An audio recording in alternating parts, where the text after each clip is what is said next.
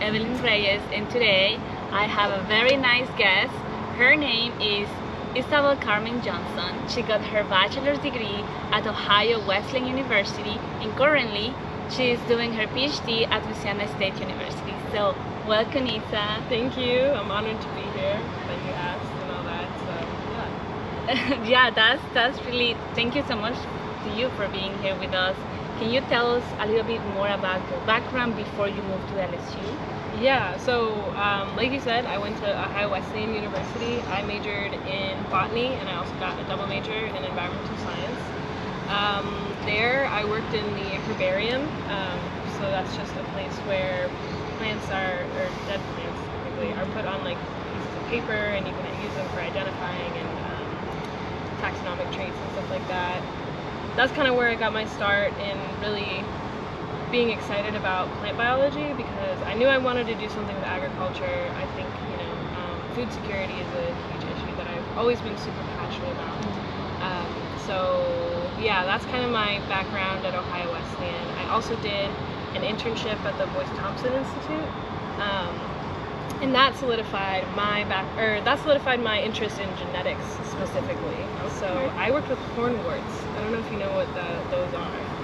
I have no idea what that is, but you sure can tell me about it. Yes, so they are like super tiny little plants.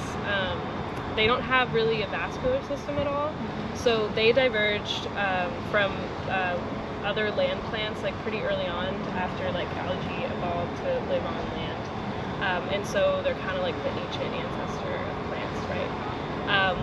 And so I worked on this type of hornwort that had rhizoids. So rhizoids are like primitive kind of root structures that are 1 cell long on hornworts, and I got super interested in the genetics of like root formation and how roots form in different maybe abiotic stresses in different types of environments. So that's where my interest in kind of the genetics realm came about. It's a super interesting topic to think about, the ancient ancestor of plants. How is that different from the plants that we have today? Just evolutionarily, I think that's super interesting. It is super cool. So were you always interested in plants since you were a child, or this started later in the university? Yeah, so like I was kind of a weird kid. I'd go outside and I'd pick flowers, but instead of like enjoying the flowers and just having them in a vase, I would just dissect them. And yeah, I would like tape them apart and kind of look at the stamens, petals. I didn't really have any names for that as a kid, but then I would like kind of draw them and kind of try and understand and see if there's like differences between the different plants that I found. So I don't know, I didn't know that was science when I first was doing that, but that is like 100% like part of the scientific process. Yeah, definitely. Yeah. But I am very curious, why you say you were like the weird kid? I think you were cool. I don't know about that. I feel like you don't really see kids you there by going out yourself and just doing like, that? yeah, like I'd go in my backyard. My mom would be like, "Oh, go play outside," and I do the whole like I pretend I'm a fairy princess type thing. But then I'd be like tearing these flowers apart. I think that's a little bizarre. I don't think a lot of kids. I don't see a lot of kids doing that. I think it's my point. Well, I know a lot of people who had done that before. Yeah. But, okay. Well then. That's why I think that was cool. Like from my perspective, Yes. that's pretty cool. But yeah, it's okay. So now, what are you doing right now? Like I know you're doing your PhD. In which year are you currently? So I'm going into my 3rd year in my PhD. Wow. Yeah. The first 2 years were honestly rough, but I think I'm getting the hang of it. Like the second half of my 2nd year, I started, I think, really hitting my stride and getting the hang of it. But yeah, it was a rocky start. I didn't know if I could continue it and stuff like that. But yeah, I'm in Maheshi Dassanayake's lab, and we focus on plants that grow in extreme environments. And so basically, these plants are adapted to grow in places that most plants aren't adapted to grow, or it's usually very hard for them to grow. So specifically, our lab looks at salt stress, and also I look at low nutrient stress as well. So salt stress, I don't know if you want me to go into that whole spiel, why it's important. I will appreciate like if you tell me and tell everyone watching us a little bit like more in depth. Yes. I don't know. Yeah. If it is possible. It's okay. I'm gonna try to make it short because I can be long-winded. Yeah. But basically whenever we water agriculture fields, right, with groundwater, because a lot of the places in the West specifically of the United States where we have most of our agriculture, it's very dry, and so we have to water it with groundwater, and groundwater is runoff from mountain streams, stuff like that, and those can accumulate ions or salts like sodium, chloride, potassium, all that kind of stuff. And whenever we water our crops with this specific water, whenever it evaporates, you have a lot of salts left behind because it doesn't evaporate with water. And then you have these agricultural fields that are just like abundant with salt. You have like salt concentrations that can reach like the salt concentrations that you find in seawater. And most crops, corn, wheat, soybeans, you know, the staples for American food is like they cannot grow in these really high salt concentrations. So we study plants that can grow in these really high salt concentrations. We study a plant that lives in the salt flats from Iran to Turkey. We should call it Schrenkiella parvula. We don't have really a nice, cute little name to call it. Do you have like a nickname for the plant? We call it parvula, but that's just like its species name. Okay, that sounds. I like it. Parvula, yeah, no, it's kind of cute. I like it a lot. And then I also work with the different extremophyte that grows in the Yukon region of Canada, and also the Shandong salt flats in China. So both of these plants grow in really, really high salt concentrations, almost seawater level salt concentrations. And so the goal of our lab is to understand the genetics of these plants so that we can implement and create tools. We can implement these kinds of genetics into crop plants so that they're able to grow on the land that is not arable because of really high salt concentrations. That's pretty cool. Pretty neat. So That's excited. So do you have like field work, like out of campus experiments, or just at the lab experiments? Yeah, it's just at the lab experiments. So yeah, it's kind of crazy because whenever I talk about working with saltwater plants, a lot of people are usually ask me, they're like, oh, Louisiana is a great place for that because we have a lot of saltwater intrusion. And I always have to be like, no, we just kind of grow these plants that aren't even from Louisiana, and I just grow them in a growth chamber. But these plants are not invasive here, right? No, yeah, they don't. They can't even grow here, I don't think. Okay, and where do you get these plants? Like, do you get to get the seeds, or do you get the plants from a different lab? Yeah, so our lab has had these seeds for a while. We just use a stock type of seeds that from where they originally came from. I think Eutrema, the type that we're using, is from Shandong, and then the parvula type that we're using is from Turkey. So yeah, we just have a stock of those seeds, and that's what we use for all of our experiments. Yeah. It seems to me that you're very passionate and you love what you're doing. But have you had any big challenge in your research so far, and how you overcome them? Yeah, so I think when I first got into my PhD program, I didn't realize how much kind of growing up I needed to do. My undergrad, I've always been really, really good at studying and getting the material right, like getting good grades, stuff like that. But I didn't realize getting into a PhD, it is way more like just, it's stressful. I mean, undergrad was stressful because you had to like get good grades, but I got really good at that. And then I'm just thrown into something that I wasn't ready for, because this is like work. This is like working every day. And kind of the classes part is kind of pushed aside. Like you have to worry about that kind of on the side. Like your main goal is research. And I guess I didn't really have a lot of research background, or a lot of like rigorous research background. So I was a little. It took a lot of adjusting for me to get to this point where I could do research. Yeah, because you got your bachelor's degree.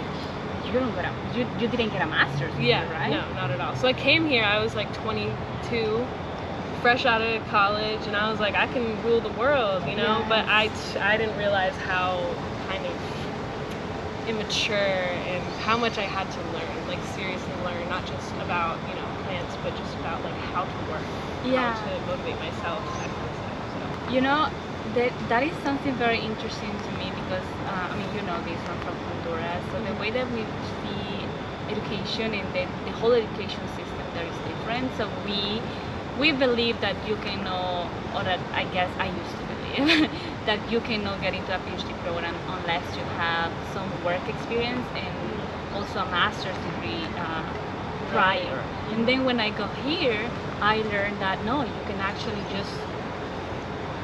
just what you did, Yeah. which I think to me is very brave. Thank you. It's very brave because like I look at the master's degree like a training, you know, you still have your PI advising you, like telling you what to do, and like guiding you. But once you get to a PhD, I think that you need to be more independent and also a PhD student. So I mean, you know this, right? Yeah. So, but I think you're doing amazing. Thank you. Wow. I think you're That's doing really amazing. sweet coming from you. Thank you. Yeah. So, do you play any role at university, like social? How involved are you at your program or at the university? Yeah. So I love building communities.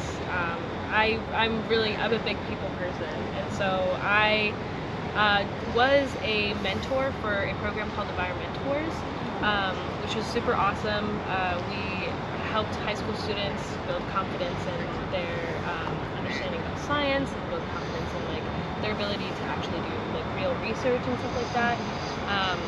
And that was like a year program. It was probably one of the best like experiences that I've had here. But I guess the main role that I have now, I am president of our department graduate student organization. Okay. Yeah. It's called BioGrad. Nice. Thank you. So you're their president. Yeah. For how long? How long is the period? It's a year. It's a year typically. So. But you were part of the previous biograph, I right? was, yeah. So I was treasurer last year, and that had its own challenges. And then the president, actually, I didn't even want to be president at first. But the president stepped down, and nobody wanted to take her place, because she did, honestly, an amazing job. And so I feel like I was intimidated. I was like, I probably won't be as good in Wayne. So, but then she's like, no, just, like, try it. And honestly, it's been really fun.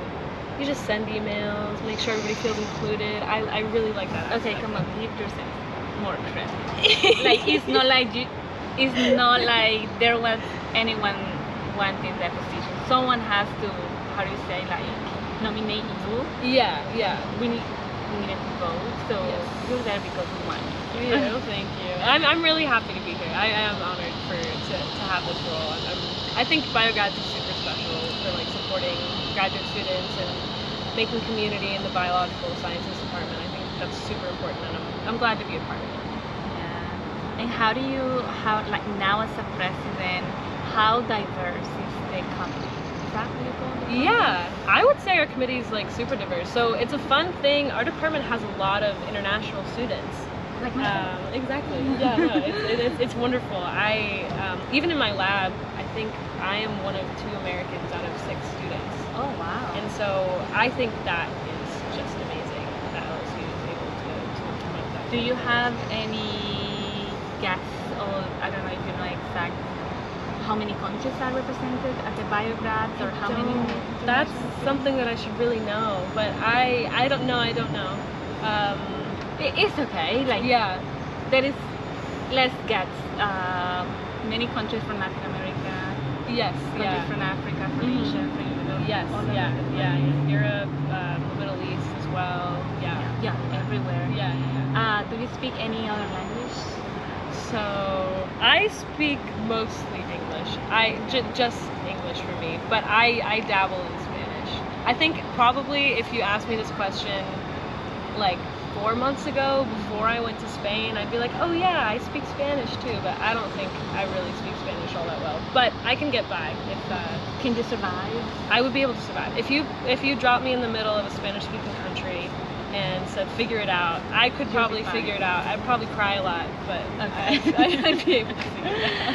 Okay. So you mentioned that this is your third year. Yes. So what is something that you wished you knew before you got into this program? We only got how much time? I'm kidding. I think that Oh my God. I think that I had just so much to learn, and I think I never really thought of like curiosity as like the driver for science, but I think maybe like cultivating that curiosity early on would have been a little bit nicer. Like I wish I knew like to be genuinely curious doing a PhD program, because I think with the education system that I had, or the education background that I had, you know, it was just like study, do this, get good grades. Here it's like, oh, okay, I have to do something, whatever. I didn't like know that I had this curiosity could lead me type thing. Especially like in science, there's like a ton more, but I'm just choosing this to focus on. This is what I kind of like wish I knew before I came here, that curiosity can lead the way to like you doing, like lead the way like for your research basically. But yeah, was your family supportive of you getting into biology or? Yeah, no, 100%. So neither of my parents worked in biology or the sciences at all. I know. Yeah, but I have a few like extended family that were doctors and stuff like that. But yeah, they were super weirded out because I actually wanted to do journalism before I went into plants. And I just think I took a beeline, and they were like, oh, okay, like, are you sure? You know nothing about it. I was like, no, it's fine. But no, they've always been super supportive and really excited to hear about my research. They went to one of my talks whenever I had my internship with the hornworts, and my dad would call me. He was like, I loved what you had to say with the hornworts and their rhizoids, and then he'd ask me questions, and he was really curious about it. So Nice. yeah, no, I feel extremely supported by my family. So where is this institute that you did the internship at? This is at Boyce Thompson Institute. It's partnered with Cornell. And I worked under Fei Wei Li. He's kind of the head honcho in fern genomics, and also he works with hornworts now at Boyce Thompson. That's really good. And how was that process? Let's go back when you finished your bachelor's degree and you were like, hey, you know what? I'm going to get into a PhD. So what was the process? Like, what did you do? So I thought of the schools that I'd want to attend. I wish I knew a lot more about this process when I first started it, because I didn't know that. I just wanted to get into a school. I didn't know that your advisor kind of was your, like, why you wanted to get into a school. So I'd be like, oh, you know, Michigan State sounds really awesome. I'm just going to apply there. And I'm going to email a few people and see if they want me in their lab, yada, yada. But I think it's super important to, like, find an advisor that you love their research, and then also if you can like meet them on a social level, like that is like, you know, can really motivate you and challenge you in your PhD program. I wish I did that way back when, but I just kind of applied to colleges willy-nilly, and I think I only got into 2. It was this one, Louisiana State University, which I'm very honored. I'm very excited to be here, and then also University of Delaware as well. Oh, Delaware is northeast. Yeah. And that was also a good school too. But yeah. What is your, you mentioned that you went to a conference during your internship. Have you had the chance to attend any other conference now as a PhD student? Yeah, so getting back to like the advisor thing, my advisor is like super important in my PhD journey, and she is very adamant that going to conferences builds your CV and builds your like just confidence as a science person in science. Scientist, yeah, I don't know why I couldn't think of that word. But yeah, so I was able to go to American Society of Plant Biologists. Where was that? This one was in Savannah, Georgia 2 years ago. Okay. And then I was also able to go to the same conference the next year, and this past summer And that was in Hawaii, which was... Have you been to Hawaii before that? I have, yeah. Okay. I visited my brother in Hawaii, and I almost quit my PhD and worked on a farm there because it was just gorgeous. But so how different was from visiting your brother? I don't know if we can say as a tourist or visiting your brother. And this second time as a scientist, presenting your work, how different was that? It was very different. So we still got to do some of the stuff that Hawaii is known for, go to the beaches and look at the mountains. But I also went with my advisor, and she's very good at going on hikes and stopping every 2 feet to look at plants and identify plants and talk about that kind of thing. Cool. Yeah, so I think I saw the whole entire ecosystem, the super unique and wonderful ecosystem of Hawaii through more of a science lens. And I was able to hear from a lot of the people that work locally within indigenous communities there, and just people that work in the college and trying to do restoration and more ecology work in Hawaii. So I don't really get that kind of exposure. But yeah, it was an amazing experience. It was probably top 10. What was the highlights of this whole conference? Hiking and not doing conference stuff. I know, isn't that awful? A scientist that doesn't like to do science. No, it was, honestly, every time I go to a conference, I feel so inspired.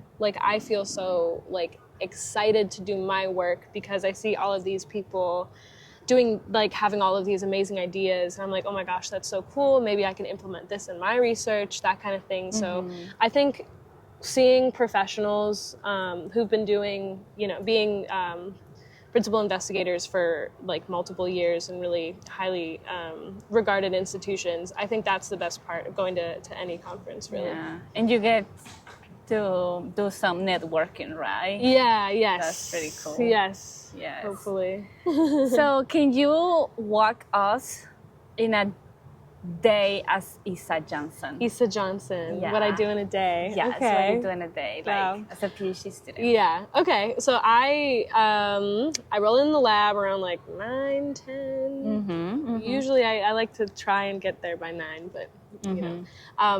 And then usually I check emails, make sure everything's good. Right now I'm doing a lot of computer work where I'm analyzing an RNA-seq analysis where I'm just looking at genes that are upregulated and downregulated in this specific stress on these 2 plants that I talked about before. And so I'm just trying to understand what these plants are doing and what mechanisms are being turned off and on. And then later, I'm probably going to do more molecular biology stuff where I'm in the lab with the pipette, doing stuff, quantifying things within the plant. So right now, it's a lot of computer work. It's a little bit of taking pictures of plants. Sometimes I scan what the plants are doing. But yeah, around lunch, I usually get a potato at the Union or something like that. Okay. Yeah, they have loaded potatoes. They're awesome. We should go.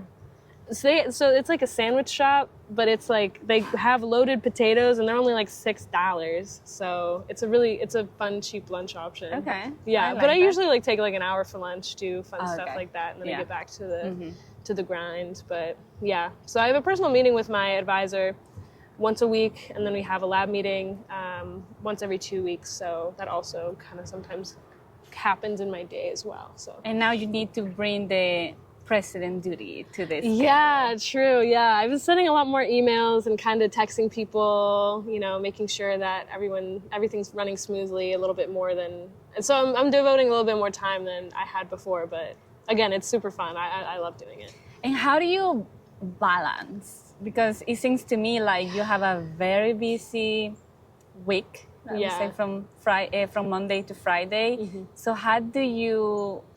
Don't drive yourself crazy, I guess. How do you, what is the balance? How do you manage? Yeah, no, that makes sense. Usually if I'm overwhelmed, I have to make a to-do list. Okay. It doesn't matter if I do all of it in the day. I just have to be able to check something off. That's that's like number one. That's the best feelings, right? When you have to exactly done. Dude. Yeah, exactly. Yeah, it's way more fun to like write it out too, so you can just I agree. cross it out. I got I that did task done. Yes. Exactly, because you don't get a lot of satisfaction in a PhD. You have a lot of failed experiments, a lot of stuff like that. But that's science, right? No, yeah, for sure. Yeah, the pace of science is like, it's only as fast as your luck is, to be honest. Like you're half this time, like if I succeed in an experiment, it's like luck, or just like brute force practice over and over again. So I wonder if there is any like statistics about the percentage of experiments failing. I would love to see that. That would be so cool. I will look into that. Because like I feel it's like 90% of the experiments I start end up not really going that well. Yeah. But usually you succeed at some point. It's just like probably failure after failure after failure after failure. And then at one point you're just like, oh my gosh, it finally worked. This is a cool result, and you're really excited about it. So yeah. So you are in your third year, right? Yes. How long is this program supposed to last? 5, but I don't think anybody in my lab has ever graduated in 5 years. You're going to graduate in 4? No. I'll probably be here longer, is what I'm saying. Damn, probably I was 6 or I was 7. like, oh, we're going to graduation pretty soon. That would be fun. You and me graduating together. No, I would like that, because then we would never have to be apart. We could hang out our entire PhD. But yeah. So what is next? I know I shouldn't be asking, and probably this is not the best question to ask. No, it's but valid. I am just curious. Are you leaning to academia? Are you leaning to industry? What's going on in your mind right now? So I see how hard my advisor works, and she's a hardworking woman, and she's very highly regarded in the scientific community. I don't think I can do what she does. She is a rock star, and I, aspire to be a rock star, but I just don't think I have that drive and that just to be constantly writing grants, constantly, supporting your graduate students. I feel like I would just screw it up, and I can't take that pressure. So it's the age-old question, huh? Industry or academia? I think that industry would be nice to do for a little. Mm-hmm. I don't know if I can do it. So what do you for like until I'm dead? You know what I mean? Yeah. So I think that I like the concept of working at a university that doesn't have that high of a research focus. Exactly. Mm-hmm. So I would like to do more teaching and stuff like that. Again, I'm like a people person, and so I think that's more my speed and my style. So I think academia in that sense. But I would like to do industry for a couple years. Yeah. Because those people that work in industry also work super hard, and definitely. I'm willing to work super hard for, 10 years. But yeah, I think I need to take it easy and maybe like do academia in a place where I feel like where my strengths kind of show more, like my personality kind of show more. So yeah, we'll see if that happens though, because you make plans and you make plans and God laughs at you or something like that. Oh, I have never heard that, but I like it. it's literally Sounds true. Like he laughed a lot about me. Same. Yeah, because I do stuff and I'm like, oh, this will happen. Doesn't happen like that at all. So yeah, well, we still have plenty of time to think about this. Yeah, I know. I think that I am in the same boat with you. Sometimes I feel like, I can see myself like teaching and working in a small university, like the one where I did my master's degree, Eastern Illinois University. Yeah. They don't have PhD programs, so they just do bachelor's degree and master's degree. Yeah. And I think that the professors do research, but I don't think it's... Yeah, there's less pressure to like publish all the time. And you can feel it, like, I don't know, walking in the hallway, like walking around. Even you can feel it when you talk to your classmates. There's an air of just more calm. It's not that it's not calm here, but everything feels like very exciting and So what is something that you will tell anyone who wants to get into a PhD program and probably they are not really sure about it, based on your own experience? What is something that you wish someone told you? Hey, Isa, by the way. This is the way. By the way. I think you have to be okay with feeling like you cannot do that. That is like part of learning, right? And so if you're in a PhD program and you feel like you can't, you're not smart enough or you're not hardworking enough and everybody else seems to be doing fine and I don't know what's wrong with me, yada, yada, yada, I would encourage you to kind of stick through that, right? So, you know, if it lasts too long and your mental health is struggling, of course, you should seek maybe not doing a PhD. But I found that once I actually put in my nose to the grindstone, I was like, all right, time to really, you know, hike up my pants and start doing the things that I want to do. These are the people that I'm, I modeled a lot of my work ethic off of my advisor and off of the other graduate students who I admire. And so I was able to kind of be like, what are they doing? How are they succeeding? How can I incorporate that into what I'm doing, right? And so I think that you just have to be like ready to fail so that you can learn. Okay. It's true though, I know, right? It sounds awful. But I mean, just like ready to fail and ready to like grow, really grow like as a person and ready to kind of just like stick through like, And how, okay, so you moved from Pennsylvania to Louisiana. Mm-hmm. I moved from Honduras to Louisiana. Yeah. Okay. How do you build a support system around you when you're far away from your family, mm-hmm. you're far away from your friends? Yeah. How do you do that? Yeah, so I think this, my situation is probably a lot easier than a situation from somebody immigrating from like a different country. Mm-hmm. So I didn't have to deal with a completely new culture, so I think that was a lot easier for me. Yes, definitely. So I'll just talk from like my perspective where I didn't have to go mm-hmm. through any of that. But I actually met two people that are now like some of my best friends, and then that's how I met you. Yeah. But yeah, I met a few people in the department that I just like clicked with, and I was able to develop a community with. But honestly, just look in your department and see if people are doing similar things, and if you vibe. Exactly. Like not to toot bio grads again, but. Yeah. Not to toot my own horn or anything, but I think getting involved in like those community social events, stuff like that, mm-hmm. Within your department is a great way to develop friendships and foster community, which is really, needed in a PhD program, because you need support. Like sometimes I just got to be like, this is awful, nothing's working, and then somebody's like, same, and it makes me feel a lot less alone. So you're saying that we can bond through trauma? Trauma bonding. Bonding. I mean, like, kinda. It's like, it's definitely like, I'm gonna tell you I'm having a horrible time, and then you can reciprocate. I'm also having a horrible time. I feel, it just makes you feel less alone. Yeah, sometimes I feel like when you are in grad school and then you have friends that you probably grew up together with them, and probably during the bachelor's degree, but they are not into science or grad school anymore. Sometimes it can be very hard to reconnect and understand each other, what's going on. Definitely. Yeah. Yeah.